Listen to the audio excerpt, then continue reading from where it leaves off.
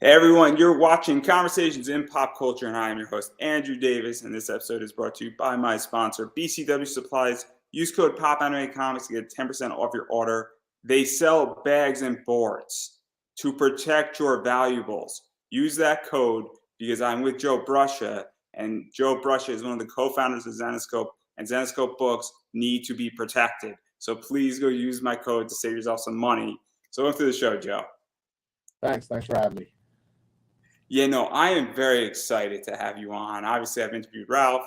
I've had Franchini on. I've had a bunch of other people on as well from Zenescope. And I wanted to do this for a while. And we're going to be talking about four things and only four things.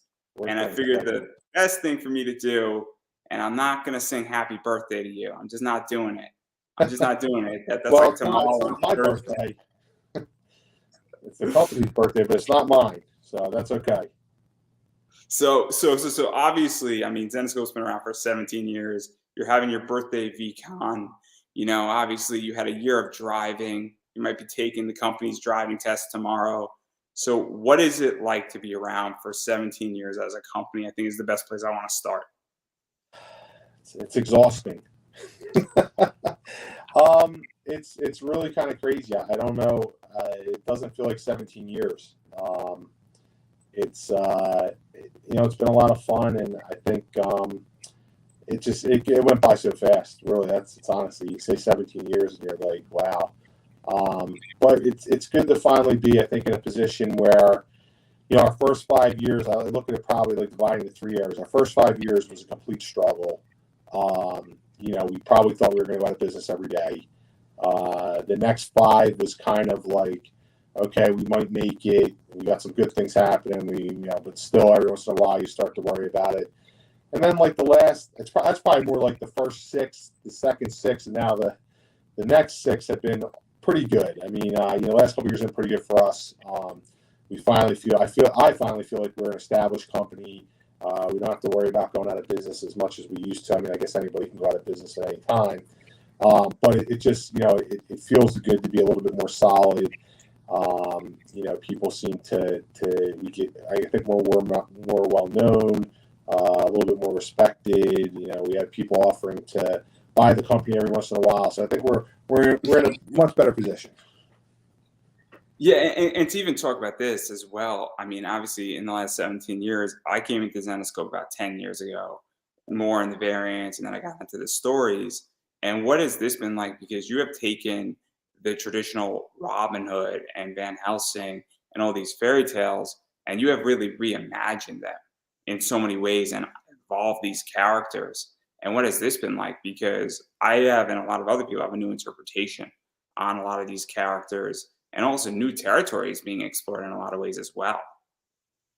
Yeah, it's been fun. I mean, I think that we try and take those characters and make them our own in the Zenescope way. I think it makes it a little bit easier sometimes to tell these stories because you have established characters or characters that are known on a lot of these, and you can then make your own mythology and expand them and play around with the different archetypes and things like that. So overall, it's been a lot of fun. I like seeing Robin Hood's probably our most popular character right now, but Van Helsing is very popular. Obviously, there was a TV show. Carrie's has been very popular. So to see those kind of the Zenescope iterations of those out there, and I just think it's really cool. And then the other thing that I like about Zenescope, and may or may not be going into dangerous territory, so you can take the fifth anytime you want. Anytime you need. All right, good. One of the things that I really appreciate about Zenescope is that you guys, starting in 2005, and I feel like really in 2007, started to fill the niche of bad girl art per se, where back in the 90s, obviously places like Top Cow were doing it, and then that sort of dissipated, and then I feel that Zenescope has really brought that back, but has brought it back in a very cool and sort of classy way. And you continuously do that. And so what has that been like? Because you guys have really filled that market. And I think that's one of the secret sauces of Zenescope in a lot of ways. Cool. Yeah, thanks for saying that. I think I'm glad that you feel that way. Again, I think it's been really cool. I love to see that artwork. I love to see the different styles that artists can bring to that. And I think that as a company, we really embrace that. Some people, for whatever reason, don't, or will look down on it, or will take crap for it. But at this point, I don't care. It is what it is. I think that it's something to embrace. There's nothing wrong with it. It's cool to see that bad girl or sexy artwork and see those characters. We're selling a fantasy, right? That's what we're doing. That there's these badass, heroes and female heroes, and what's wrong with seeing them sometimes in a sexy light? They can be badass and sexy. So I really like it. I embrace it. I think it's awesome. I love that our fans, whenever we're at a show, you'll have both men and women will come up and be like, "I love this artwork." And a lot of times, more often than not, it is women that will embrace it and be like, "I love the sexy artwork. I love the, kind of that bad girl artwork." So for me, it's been great, and I think, hopefully when we start to make movies a little bit, later down the line, maybe next year, we'll get the same kind of embrace. Because I think everything's gotten so political on the entertainment side that, people are shying away from that, but there's an appetite for it for sure. Yeah, and obviously I'm not going to probe too deep into it, but I also think it's the idea that people just want really good stories. They want good art. And I think people, and I personally don't care, where if it's good art, what do I care if it's nude art? What do I care if it's sexy art? And what do I care, because I want good quality, I want somebody like Keith Garvey or J. Scott Campbell, or there's a bunch of other people. Sun Kumanaki's a good name to drop in there. Tristan TriStar, who's only done a few covers for you, is in that vein as well. And so that's something that I think people also recognize too, is that it's not just sexy art, it's some of the best artists in the world. And I think that's also the other side of it too, is that it's not shitty art, for lack of a better word. Yeah, no, like you said, it's art. I think that's that's it. That's the definition of art. You know what I mean? And it's definitely subjective, but we try and get the best artists we can out there to do really good renditions of our characters. And I think we've been pretty successful with that. And then obviously I want to back out of the 17 years, because that's tomorrow and Thursday. Yeah. I'm sure Jason is going to do great with that. Yeah. I'll be there. I'll be there. I'm just saying. You'll see me in the chat. All right, But I do want to talk about what you've been doing, because while you obviously do run the day-to-day operations to some degree, you also have, in my opinion, been writing the most amazing Robin Hood arc in a while that's been out there. And what I dub to be Robin Hood sort of 3.0/4.0. And that's been going on for a while now, with the Iron Maiden and Spider Queen and Voodoo Dawn and Goldilocks, which is just terrifying. She's scary. And then the Swarm was another good one, and Hellfire, and a few others. So what has this been like? Because obviously you had the inception of Robin Hood. Pat Shand did a fantastic job. And then you've gone through a few other writers. I know Chuck Dixon did some work on it. I don't know if Howard Mackey did work on it, or unless that's Jasmine. And then now we're sort of, a few other people sort of took it over. I think Ben Mears did something on it. And then now you're having your run with it, I think, for the first time in a while, I want to say. Yeah, I mean, we've definitely had a lot of writers on it. Robin Hood has probably always been my favorite character since she was created. Just whatever reason, I've always had an affinity for that character. And we've had a lot of writers. We've gone through a lot of different stories and different, kind of different ways that she's been portrayed. And I think one of the things that I wanted to do was kind of make her a little bit more real and grounded. A lot of times we take these characters and right away, Robin was a hero and she was thrown into these situations where she didn't have a lot of backstory. You didn't know where she came from. A little bit. I mean, Pat did a good job with the first origin story, but I think the more real the characters and the more depth you give them, obviously, the more the audience is going to connect. So with these stories, I've really been trying to kind of dissect her and figure out what makes her tick and portray that through the story. So I appreciate you saying you liked it. I'm glad you're enjoying reading it. But that's really what I've been trying to do, and just bring her back to a more grounded, real character. And even to go further into this, because it's also a different format as well that has happened, where I think the industry has changed in how content is consumed. these are 32-page. I think one of them or a few of them might be 70 pages. And it's also more content. It's not the traditional 22-pager anymore. And also, they either come out once a month or every other month. And so, what is that like as well? Where you've shifted up the format and you're giving more story too, because that does change the way it's written. It also changes what you could pack into it. It also changes the way they sort of stack up on each other. And I think that that's something that's very cool with these stories as well, where as a fan, I don't mind spending a little bit more money for more story.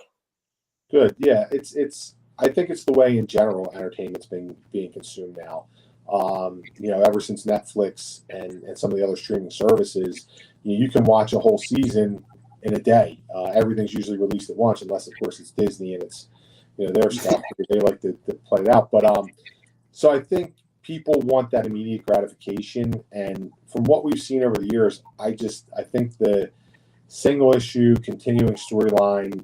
I don't know if it's not done obviously, but I think that it's kind of the dinosaur. It's going to be gone at some point. People consume graphic novels more because they want the whole story. Like I haven't bought probably a single issue comic since DC launched the New 52, and I did a couple of those. But if I buy something in a comic, I buy a graphic novel.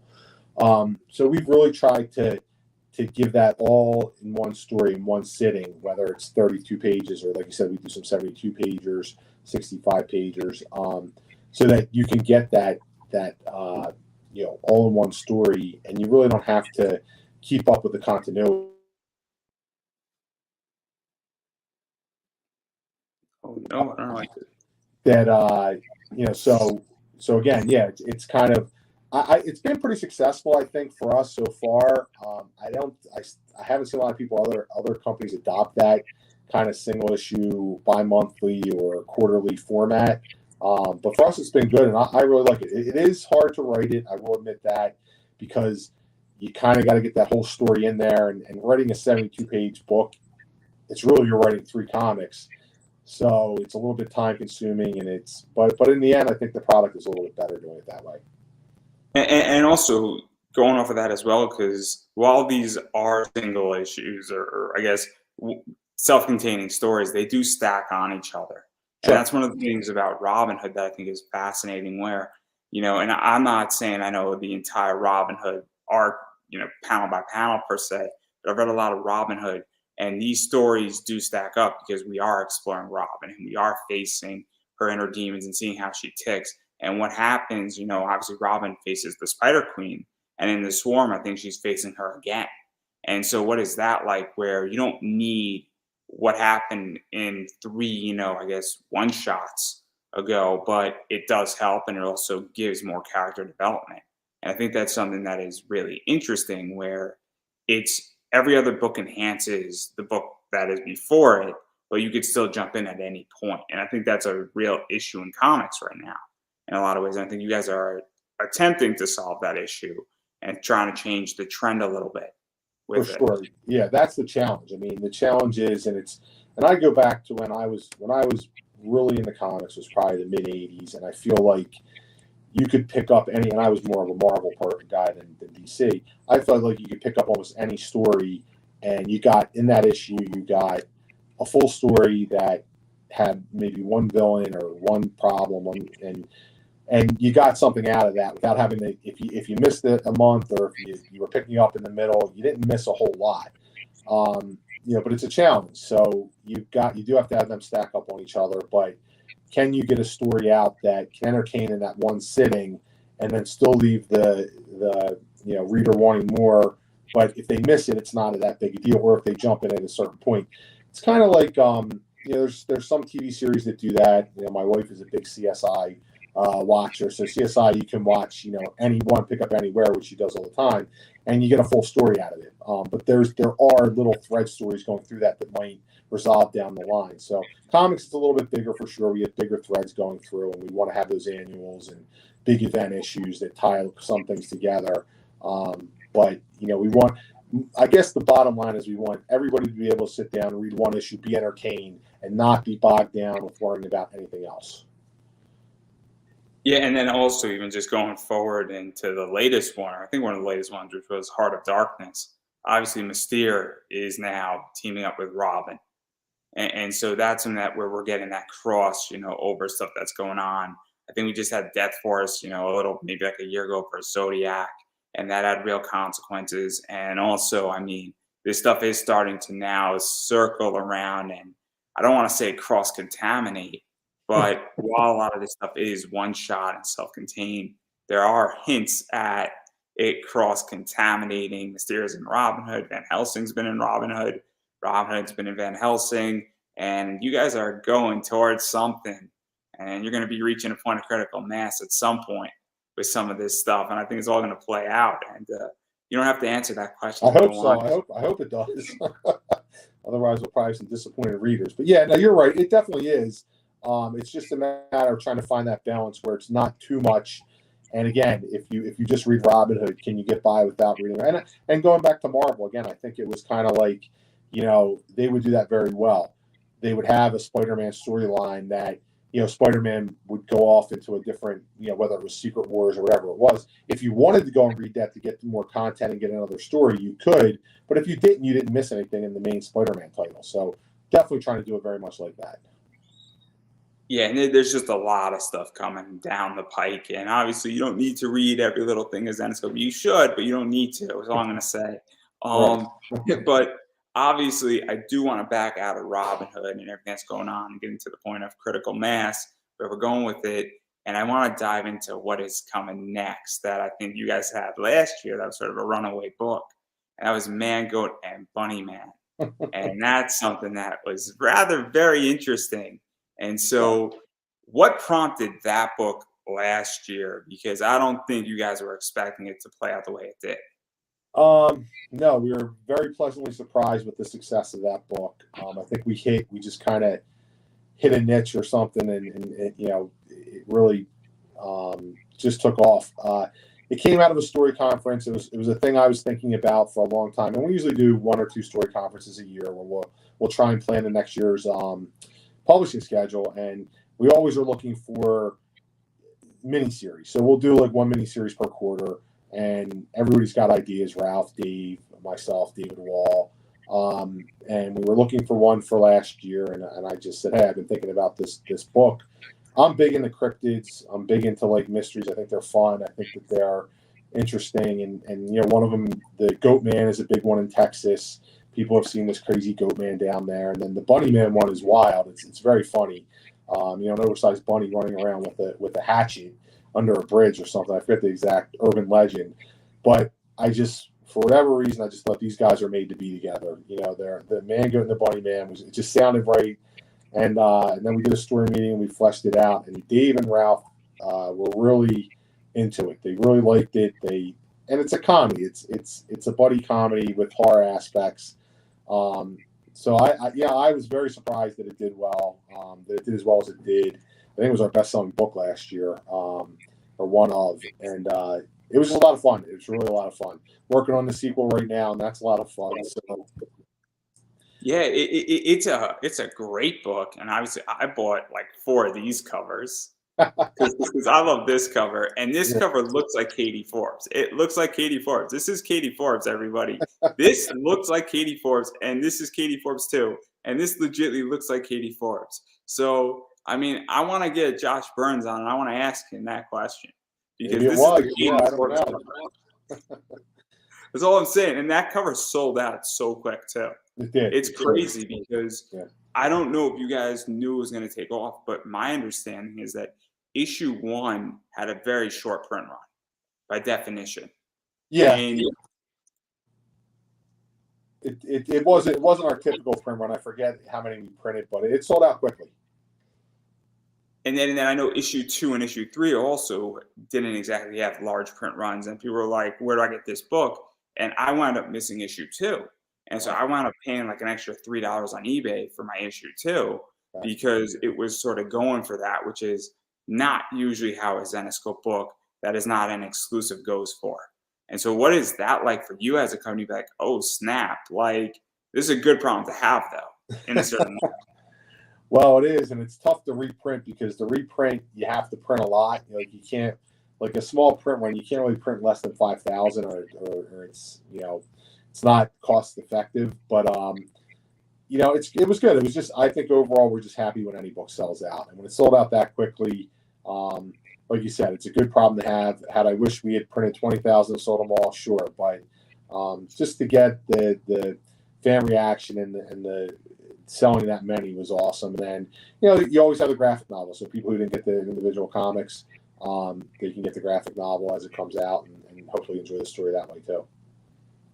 Yeah, and it's also one of those things where I think in comics is that you never know when something's going to hit and when something is not going to hit, and so it's a tricky business.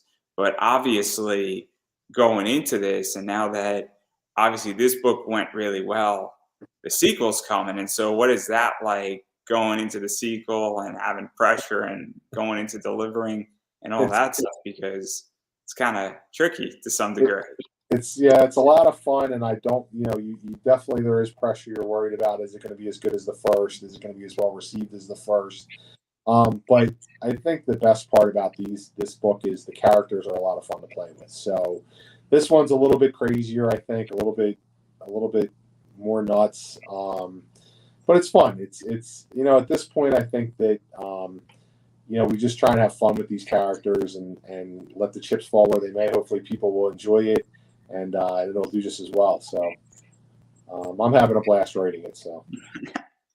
And also, I would imagine that, and correct me if I'm wrong, I don't think Goatman and the Bunny Man, the first one and then the sequel necessarily takes place in the Zenescope universe the same way Robin and Van Helsing and Oz and all that stuff does at the moment, at the very least. There might be a bridge eventually to it. If I'm wrong, correct me at any No, point. you're right. We've kind of established a secondary universe. I don't know if they'll ever merge, but we have kind of this monster universe where our Monster Hunter Survival Guide survives in or lives in, and the All Guts No Glory that Ralph did is also is in that universe. So we almost have two distinct universes that don't overlap at this point.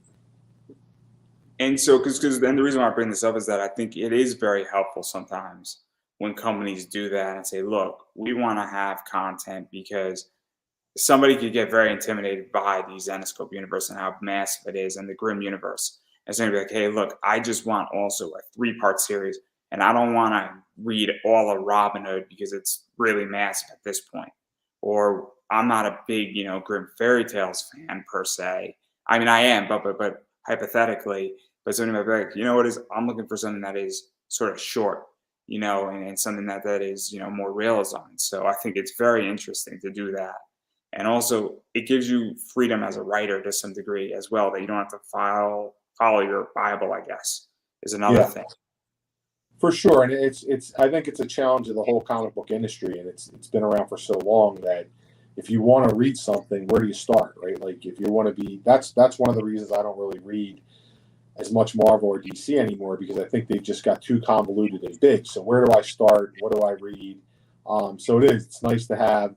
And we try and do it at least once a quarter, to have one book that's outside of that other stuff that stands on its own, that's either a horror or a horror comedy or a fantasy type series that, if somebody is just looking for some pure entertainment, doesn't want to get bogged down in this Grimm universe stuff, they can pick it up and just read it.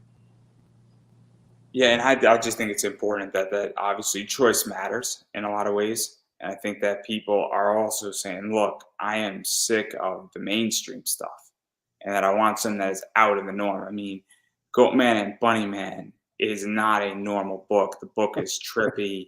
It's also a little weird sometimes. I'm not going to lie what's going on. I'm going to drop a name, Odd Taxi. People who are going to be seeing this and listening to this and checking it out might get where I'm going with that. And I'm not going to say anything else. I like to speak in code for a reason. But I also think that this is not, and I haven't seen something like Goatman and the Bunnyman in a while. And I'm sure there's stuff out there, but what is that also like saying, hey, we're going to test the waters and have a trippy anthropomorphic, type of book out there as well, because people want something that's different now. Yeah, I mean, I don't think as a company or me personally that I worry too much about what people want, because if you start doing that, I feel like you're gonna miss. I feel like we tell stories that we like. So like I love Mango and the Bunny Man. Like I just think it's hysterical. And I like I said before, I love cryptids and Bigfoot and all that kind of stuff. So instead of chasing kind of the market, and this is what you see all the time, especially in Hollywood, is like somebody did this, so we need to do it. We just kind of try and figure out stuff that we like, and hopefully hope that our fans and other people are going to like it too. It just so happens, I think you're right. I think that there wasn't something like this out in the marketplace. There wasn't really this kind of weird,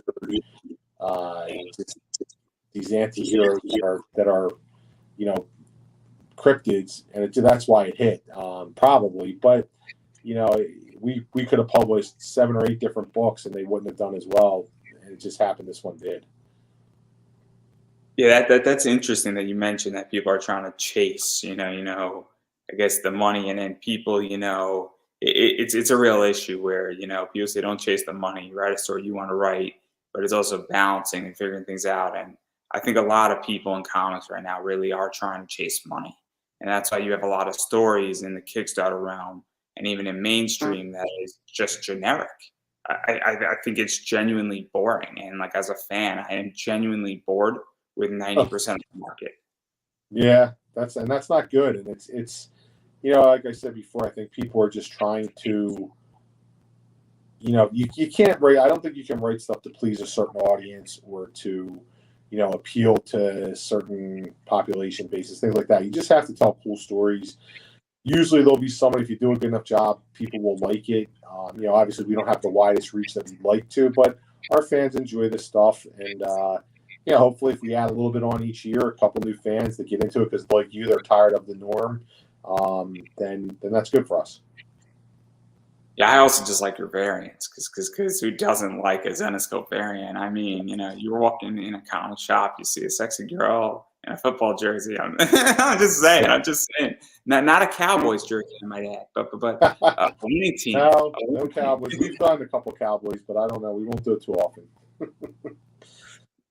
I have to get it in there. I just have to get it in there. But I'm a Giants fan. It's a requirement. They're not doing good either. They'll be all right this year. I think they're going to be a little bit better than people think. So you might be surprised. Just terrible. It's just terrible.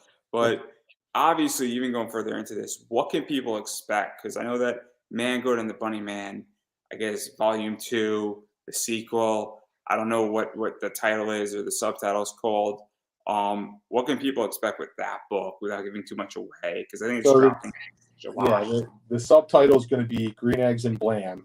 So it's a little play on Dr. Seuss, which I think people are really going to enjoy some of the covers that we're coming up with and story. And it really, without giving too much away, it delves into Bunny Man's backstory. And it'll give the first story was a little bit more about Phil, Mangoat, and this one will be a little bit more about Floyd, who is Bunny Man, and we'll tell some of his history and backstory and get into his previous life.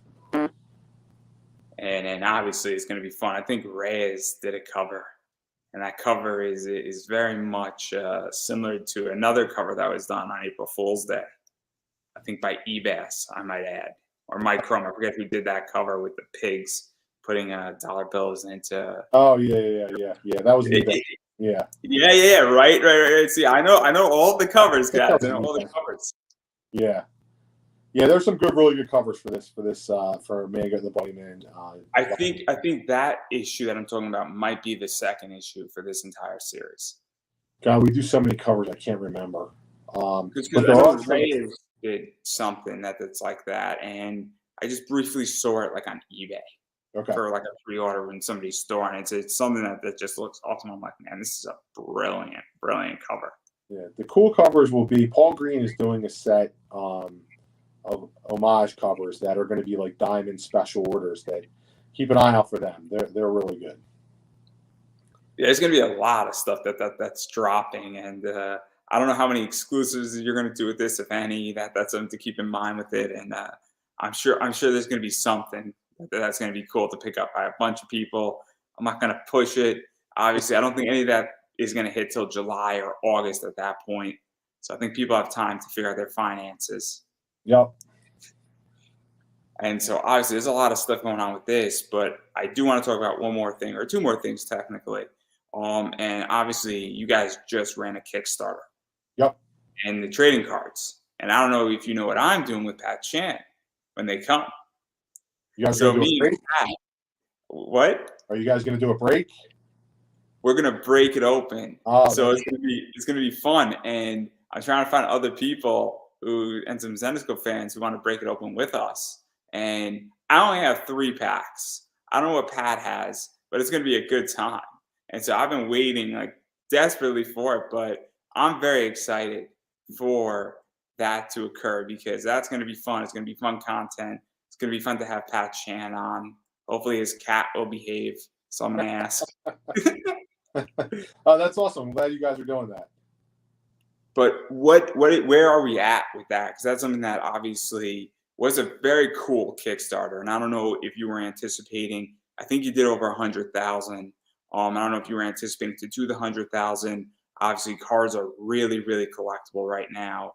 But even just it just really went down to the wire, and then it was pushed over, and then more stretch goals were being unlocked, and I came in at about like 47,000. I'm like, oh, they'll do 80, 90,000. I was not expecting 100. So what was that like? Because the demand is really there. Yeah, we were completely blown away. I was blown away. I thought, like you said, I thought we might hit 40,000, and we actually picked up almost another 20,000 on backer kit through Kickstarter. So the total was like 120 grand. Yeah, like I said, I just never anticipated we would do that well. Cards are big. I think they're, again, we talked about it before, the artwork. So the artwork on some of these cards and what they can do with them now with the holographic cards and foil stamped, and we'll have some signature cards, I think, and some original artwork cards. There's so many cool things, and the sports card market right now is nuts. Which I hope it doesn't get too nuts because I feel like they might start putting out too much product. But for us, this is the first series. It's going to be very limited. People who get their hands on it, if we continue to go down the road, I think that some of those cards are going to be very, very valuable down the line. But it was just a lot of fun, and I'm a big card person. I like the collectible cards. Our metal cards have done well, but this has been, it was just way better than we thought it was going to be, than we ever anticipated. And hopefully, and also, yeah, what were you saying? I was just saying, hopefully, we're just finishing it up. I'm hoping that we can ship next month. We should be able to. So, actually, a pretty quick turnaround for Kickstarter. So that's hopefully where we're at. And one of the things that I like about Zenescope in particular is that obviously you've kickstarted other things. I think that you've kickstarted a bunch of the statues. I know you've kickstarted that. I know you've done some Indiegogos with the coloring books. What was the other Kickstarter? You did the Van Helsing box. Was the one before? Box was really good. Yeah. Kickstarter is great. I love being able to go out there and these projects can be really expensive. So to get your kind of upfront costs out of the way, so you can produce some cool products without having to go through the distributor. The whole model of how things are distributed now and how products get to the marketplace is so much better, and it's so good for creative people and people who can't get like those trading cards. We never would have got anywhere. We never would have been able to place them. We would have had to pay for them up front. But you go out to a community like Kickstarter, who is very art driven. They want cool products, and you can sell it. So it's like, I can't even say how much I love that format. And also, it gives you data back, because I ran a Kickstarter last January for this show, and one of the things is that I got a lot of data back, and I got a lot of shit for it too, which I enjoy because I'm going to prove everybody wrong, and it's going to be fun. I enjoy that. But I also got a real sense of who actually believes in what I'm doing as an interviewer and what type of guests I bring on, and who doesn't, and who understands what the market is looking like. And it's very interesting because it actually acted as a buffer where it eliminated a lot of bad actors. And, because the people who want to support it are like, yo, what do you need from me? And because they want this show to succeed. And so it's fascinating in that regard. And it's actually keeping me afloat for another year, which is a whole nother ball game as well. And I think that's something that people really need to understand, is that, it is very community driven, and it's such a cool platform in a lot of ways. And I think that obviously for you guys, it makes a lot of sense too, because it does get a lot of those costs out of the way. And it also says, hey, we have the power to somewhat control our destiny.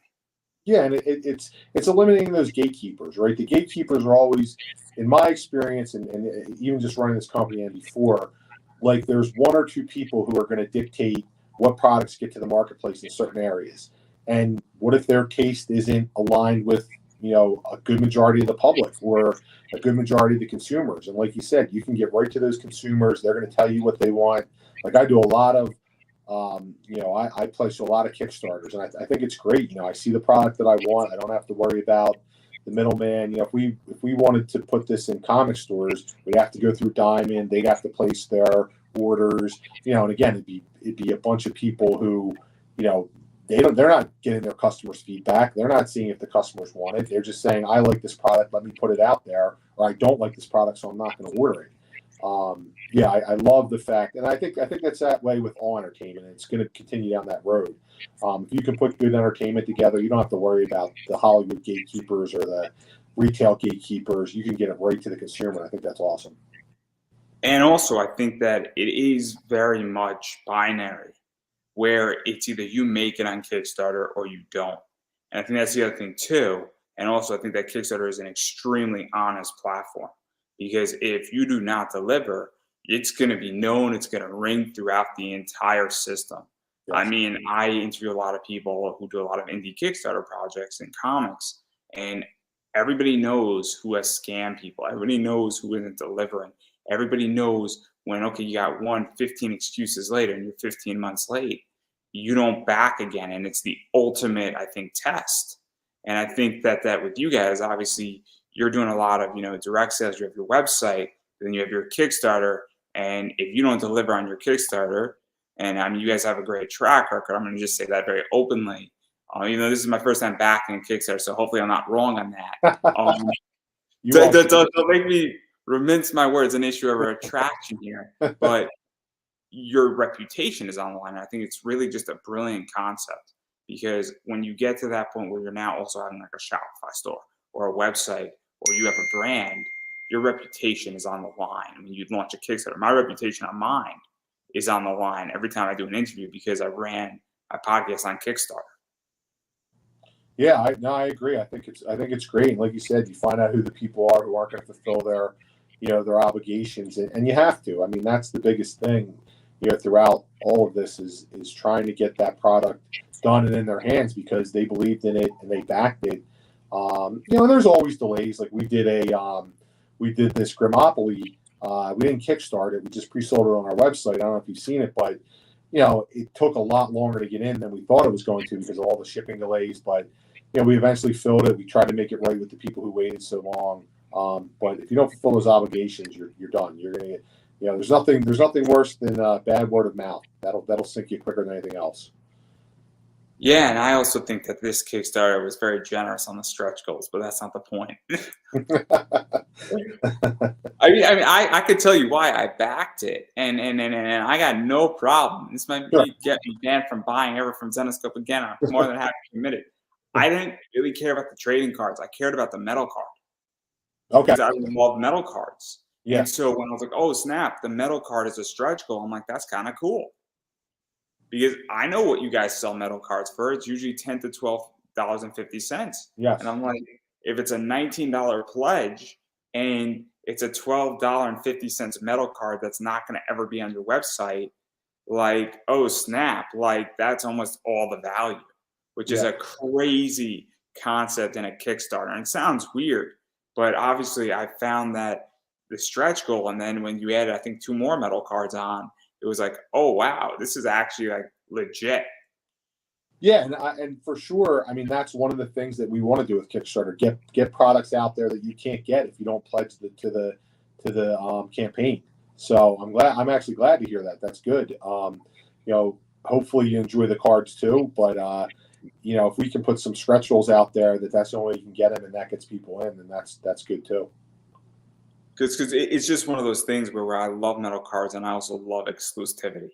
And that's the thing. And I don't think I'm wrong when I say those metal cards are not going to be issued outside of the Kickstarter, from my understanding.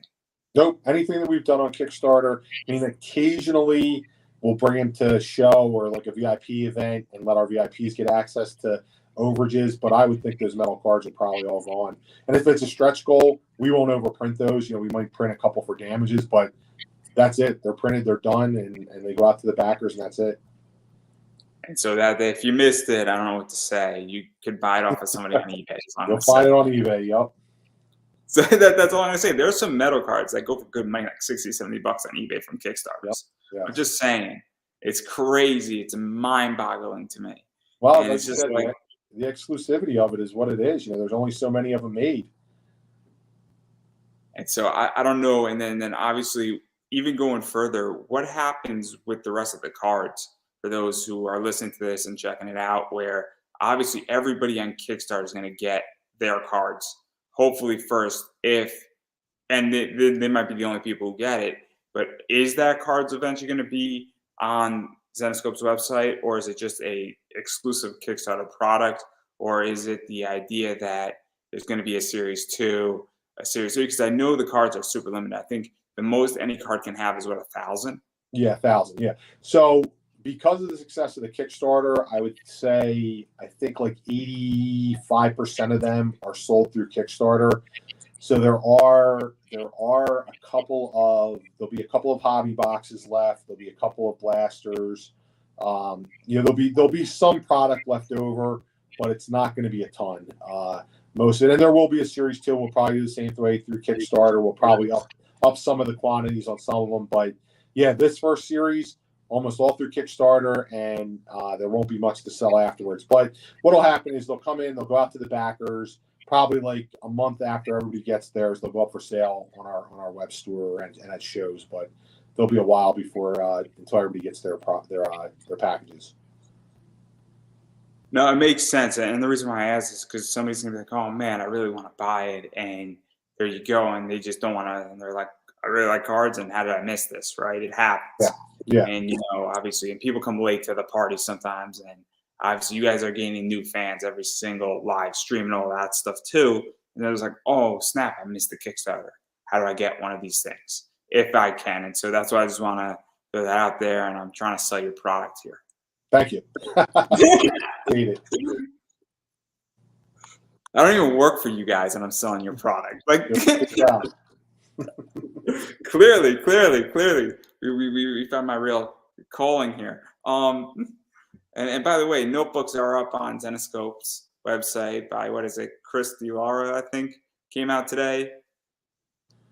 They're not the Chris DeLaura stuff that came out today is not on any books yet. We've kind of done a couple of. It's the notebooks. It's the notebooks. Yeah, so it's on notebooks, but it hasn't been on any comic books. So there's a couple of new. Chris DeLaura has done like a 4 or 5 piece set of our main characters that we're trying to do a little bit more. Again, going back to exclusivity. We're trying to do some artwork by our artists that's not going to be just on the comics or won't be on the comics for a while, and it'll be on other products. We've had good success with, like the trading cards. Pretty much anything we put our artwork on sells pretty well. So, doing a short run of notebooks that have some really cool artwork that isn't anywhere else is what we're trying to do for some of our fans. I do like the Kane White notebook, because Kane White is just a beast. God, just a beast. I mean, his work is phenomenal, and that guy just knows how to draw. He also knows how to talk, which is crazy. not as much as Raven. That's all I'm going to say on that point. He's got the world record for talking. There's nobody who can talk more than him. But obviously, there's a lot of stuff going back to this Kickstarter that obviously, if you backed it and you backed on a physical level, there's a boatload of stretch goals you're getting. I don't know. Are we getting 6 cards, or did they all become hollow foils? I don't even know. I think there was 6 hollow foil stretch goals that they're foil stamped. I think we got to all 6 of them. If not, whatever we didn't get to, some of the ones will be in the packs. So you'll have a chance to get them in your packs. And then there's a digital comic. I think also. Was there a sticker, or was the sticker not there? I know there was metal cards. There's 3 metal cards, 2 Carla Cohens, and then was it a Garvey metal card, I want to say? Yeah, I think so. And I think there was a sticker, but I'm not looking at it right now. There was a lot because at the end we were just like, God, we got to get some more stretch goals. We didn't think we were going to need this many. Um, so Isn't there like a binder too? yes, the binder was part of the stretch goal. Yep, that's going to be cool. And you could add that on. So there's a good amount of extra freebies with it. Again, why do you think I backed it, everybody? There you go. Yeah, you're going to probably get, if you just did the, like the $20 pledge, you're probably going to get $50 worth of stretch goals, if not more.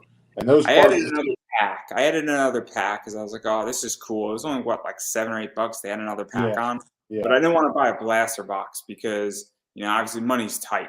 And so I was happy to just with the two, and I was like, cool, I'll just add another pack on there. And that's what I liked about this as well, is that in the backer kit, you don't have to spend a boatload of money, where if you want 3 or 4 packs, it'll cost you like $36, and it's not going to bankrupt you. Or if you wanted to buy like a blaster box or a hobby box and you wanted 3 or 4 more packs, again, that was an option too. Just helpful. And like you said, I think with those foil cards and the metal cards and the binder, all of that stuff has got tremendous value, especially since it's limited. It'll be, I think, whatever they are, they're all going to be limited to less than 300. So they'll be worth more than what you paid for, that's for sure. And then obviously that's out there. If you missed it, I don't know what to say. Make friends with somebody on eBay is all I'm going to say. I think if you go to the site until we ship, you can still order, but don't quote me on that. I'm not 100% sure. You can test it. Because like I said, through Backer Kit, you can still place orders. Yeah, I'm not a Kickstarter expert, and I don't know much about Backer Kit. So I mean, obviously, if you check it out, or better yet, just wait and hopefully you get lucky in August. Is all I'm gonna say, or September. Yep, they're gonna get fast. We'll have an announcement, so yeah, keep your eyes out for it. And then obviously, I want to back out of all this, and I do want to press you on what is going on with Zenescope in the next tomorrow. Obviously, furthermore, what's going on Thursday also is the virtual con. Anything you want to drop, anybody should look out for, or you're going to keep it close to the vest? And then even going further out, what can people expect over the next month, 2 months with Zenescope, and kind of just piquing their interest per se? So, I mean, the birthday VCon will be a lot of fun. It'll be our usual stuff with some interviews and new product, a lot of new product, that some of it that'll be exclusive to the VCon. So make sure you check that out. I think it's going to be business as usual for us for the balance of this year. We're back at live shows, which is really cool. Doing the live conventions, which have been fairly good so far, all things considered. We didn't know what to expect. San Diego, that we'll see how that goes. That'll be that's next month. That's our biggest show of the year. If you haven't been to San Diego, it's crazy. If you have been, hopefully it's back to the same level it was before. But other than that, we'll do another Kickstarter. We're gonna have another Kickstarter once this one is fulfilled, probably at maybe the end of August, beginning of September, and it'll be another box set of horror books. So keep your eye out for that. Our goal by the end of the year is to start to try and produce at least one film. That's the big thing we're going to try and do. I don't know if we're going to kickstart it. I don't know if we're going to just self-produce it. But we're working on a Tales of Terror film idea. So, but other than that, business as usual. Continue to publish the same books that we've been doing. Continue to have a VCon every month, and now we're back at live shows. Yeah, there's a lot of stuff going on with you guys, and obviously, everybody just save your money every month because once a month. Yeah, June and July are going to be very expensive. A lot of good, cool stuff coming out. And so that's all I'm going to say on that point. Obviously, I'm not going to give my Zenescope analysis, but the books do go up in value, and certain books go up very nicely in value. That Easter book, that Senkuminaki Easter book, is like $150 book. It's crazy. Wow, is that what it's going for? $25 when it came out.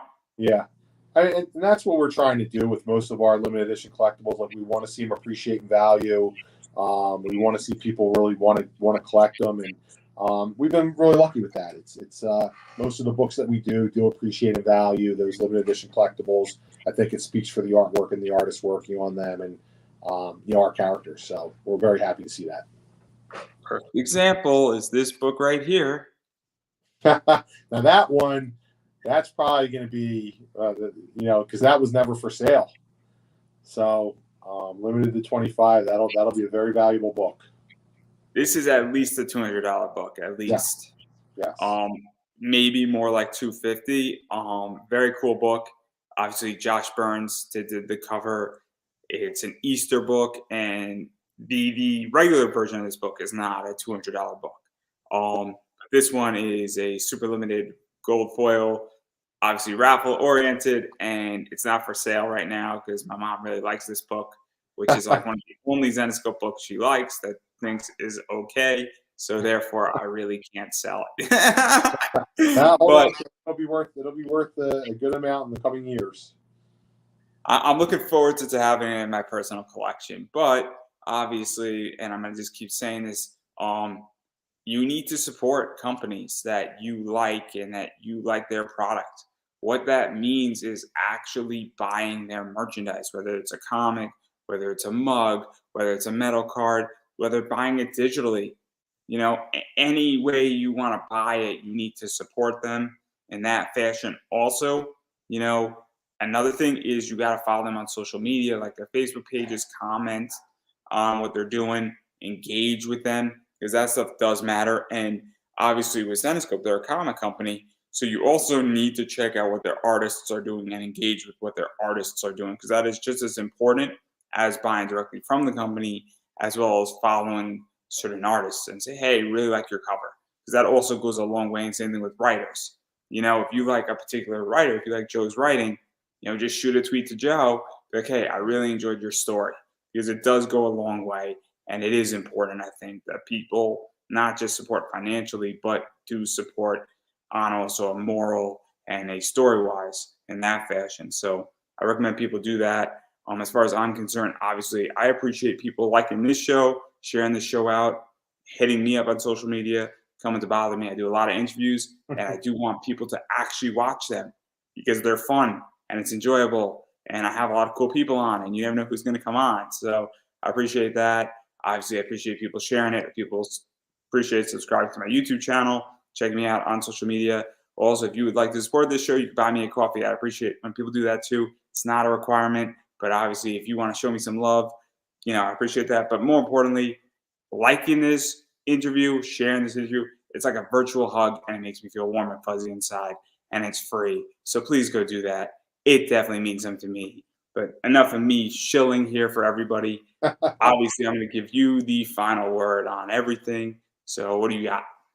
Yeah, I think you hit it right on the head. I think whether it's through social media or just word of mouth. Word of mouth is the best way that you can get a company out there or get anything out there that you like. If your friend suggests something to you, you're more than likely to listen to it, watch it, read it, check it out. So if you like the show, if you like our books, if you like whatever you like, make sure you're recommending it to your friends and talking about it. So that's the way that you're going to build the audiences and get more fans. Word of mouth, there's nothing stronger than it. So talk about it. Yeah, I don't think I could have said that any better myself. So obviously, we should all be talking about Zenescope in my show now. And on that note, everybody, I believe that is a wrap.